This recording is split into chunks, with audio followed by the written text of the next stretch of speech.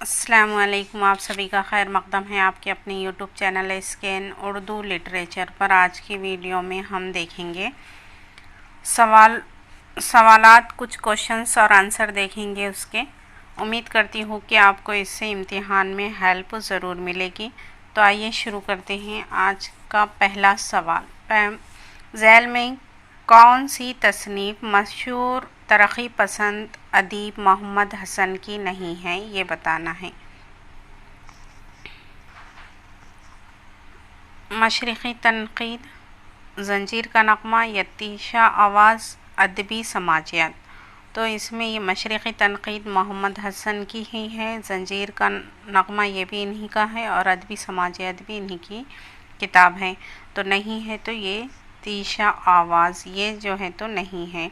हल्क़े अरबाब ज़ौक़ कब और कहाँ क़ायम हुआ, ये बताना है कि हल्क़े अरबाब ज़ौक़ कब और कहाँ क़ायम हुआ। तो ये दिल्ली 1935 में, या लखनऊ 1940 में, लाहौर 1936 या कोलकाता 1946। तो हल्क़े अरबाब ज़ौक़ लाहौर में क़ायम हुआ था, 1936 में हुआ है। इसका पहला नाम जो है बज़्म दास्तान गोया था।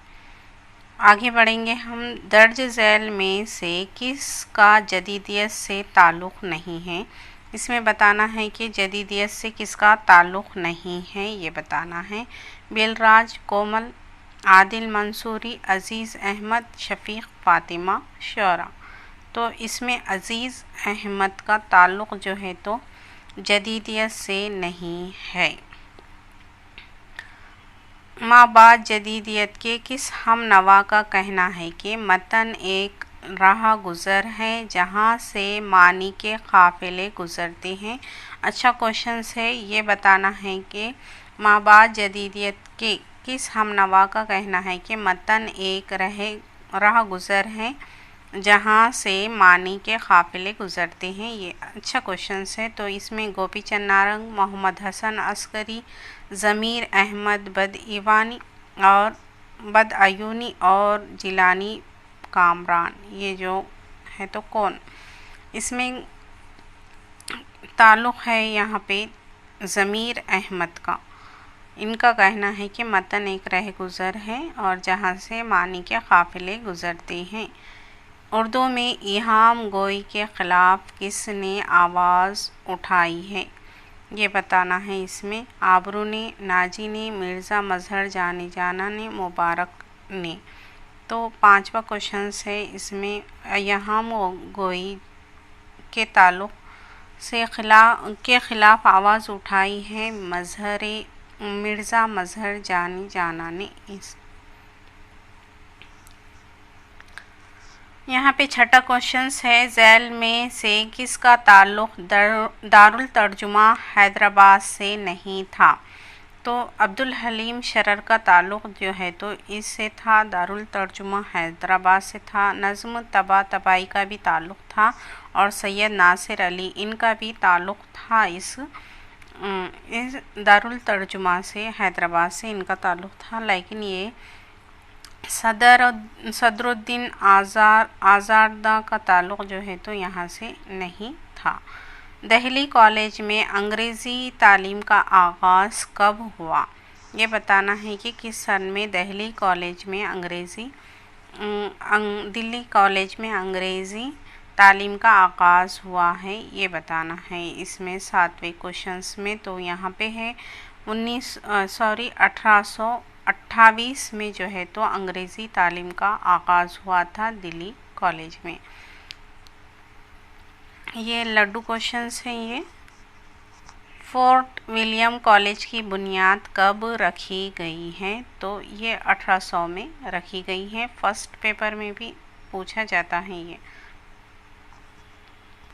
आगे नवा क्वेश्चन है, दर्ज झैल में किसका ताल्लुक़ लखनऊ दबिस्तानी शायरी से नहीं है। इंशा का, रंगीन का, सिराजुद्दीन अली ख़ान आरज़ू का और अली औसत रश का।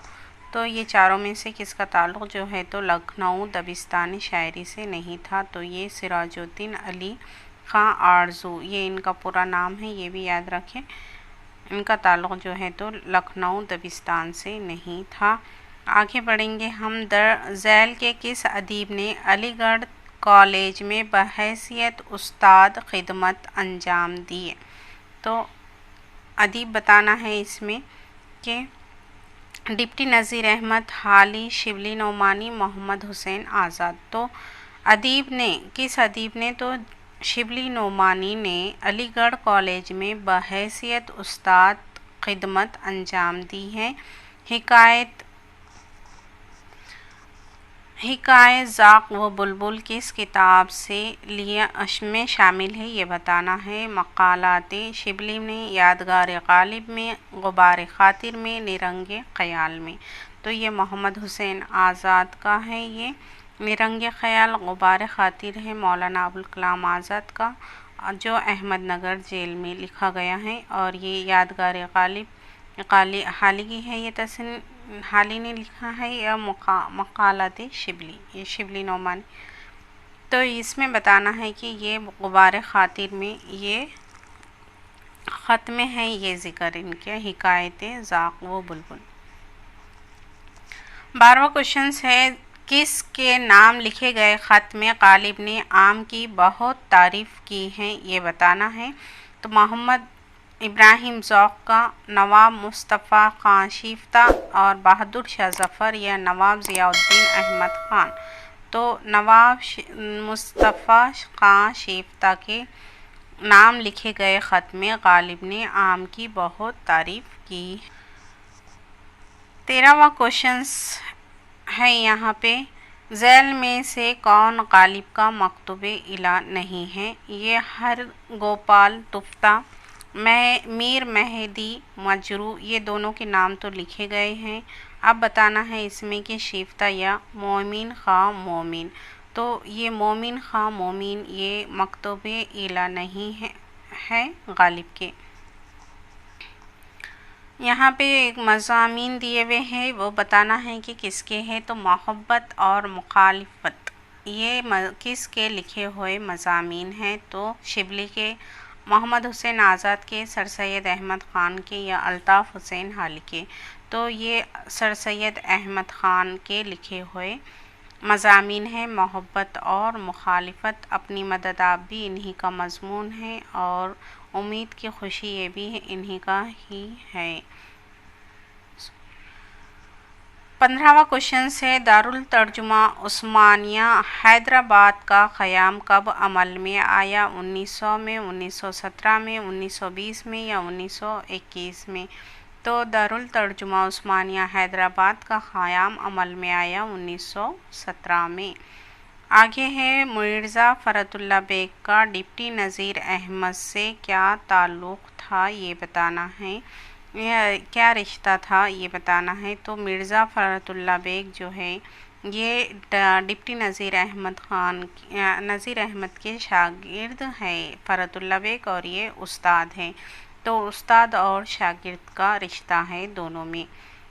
झैल में से किसके यहाँ तुर्की तहज़ीब व सक़ाफ़त की तरफ क़वी रुझान मिलता है, ये बताना है। कि सज्जाद अंसारी, अख्तर शिरानी, सज्जाद हैदर यल्दरम और क़ाज़ी अब्दुल गफ़्फ़ार, इन चारों में से बताना है कि तुर्की तहज़ीब व सक़ाफ़त की तरफ क़वी रुझान किसका मिलता है। तो ये है सज्जाद हैदर यल्दरम का रुझान यहाँ मिलता है। ख़ानदान किसके इंशाइयों का मजमुआ? ये ख़ंदा किसके इंशाई का किरदार है, ये बताना है। तो किसके है ये सज्जाद हैदर यल्दरम, अहमद जमाल पाशा, मुश्ताक़ अहमद यूसुफ़ी, ये भी इंशाया निगारी ही है तीनों भी। और ये रशीद अहमद सिद्दीक़ी, ये भी इंशाया निगारी है, और इन्हीं का किरदार है ये ख़ंदा। 19वां क्वेश्चन है, सफ़रनामा के किस मुसन्निफ़ को फांसी की सज़ा मिली है? यानी किस सफ़रनामा मुसन्निफ़ को फांसी की सज़ा मिली है? मोहम्मद जाफ़र थानेसरी और मौलाना फ़ज़ल इलाही, या फिर मोहम्मद हुसैन आज़ाद या हसरत मोहनी। तो ये इसका क्वेश्चन नंबर, तो इसका क्वेश्चन नंबर 1 जो है तो दुरुस्त होगा मोहम्मद जाफ़र। इस आबाद खराबे में क्या मिलता है? तो इस आबाद खराबे में क्या मिलता है, ये तो पहले ये बताइए कि ये खुद नविश्त है आल अहमद सुरूर की। इस ये खुद नविश्त है अख्तरुल ईमान की है। तो ये बताना है हमें यहाँ पर कि इसमें क्या मिलता है। हक़ गोई, मुबालगा आराई, तहज़ीब मग़रिबी तहज़ीब होना और तनक़ीद अदब। तो क्या मिलता है इस आबाद खराबे में, जो कि अख्तरुल ईमान के खुद नविश्त है। तो इसमें हक़ गोई मिलती है। यहाँ 21वां सवाल ये है कि हुआ जब कुफ्र साबित है वो तमगाए मुसलमानी, ना टूटी शेख से जुन्नार तस्बी सुलेमानी। तो ये एक क़सीदा है सौदा का। मंदर जबाला शेर किससे अक्स है, तो ये क़सीदे से है और ये सौदा का क़सीदा है। तो इसका आंसर होगा 2। इनमें से क़सीदे के अज़ाए तरकीबी क्या क्या हैं? सही जवाब की निशानदही करना है हमें। तो इसमें मदह दिए हुआ है, गुरेज़ दिए हुआ है, हुस्न तलब दिए हुआ है। ये तो क़सीदे में होते ही हैं। यहाँ पे मदह है, रुख़सत है, तो रुख़सत जो है तो ये है इसका मरसिए का है। हुस्न तलब या चेहरा आ गया, तशबीह भी, तो चेहरा भी ये मरसिए का ही है और यहाँ पे भी चेहरा है, ये भी मर्सी का है। तो इसका आंसर होगा मदह, गुरेज़, हुस्न तलब। ये क़सीदे के अज़ा है। आगे बढ़ेंगे हम। दक्कन के 2 अहम इब्तिदाई मसनवी निगार कौन कौन हैं? दया शंकर नसीम, मुल्ला वजी, ये तो नहीं होंगे। मुल्ला वजी मीर हसन, ये भी नहीं होगा। निज़ाम बेदरी, ये मुल्ला वजी हो सकता है, तो मीर हसन नहीं होंगे। तो दक्कन के 2 अहम इब्तिदाई मसनवी निगार बताना है। तो ये इब्तिदा में ये निज़ामी बेदरी है, जिनकी करबल कथा है मुल्ला वजी। ये 2 है। इसका राइट आंसर 3 होगा। यहाँ पे लिया खींच पानू को बेइख्तियार, अजब आलम इस नाजनी पर हुआ, असर गुदगुदी का जबी पर हुआ।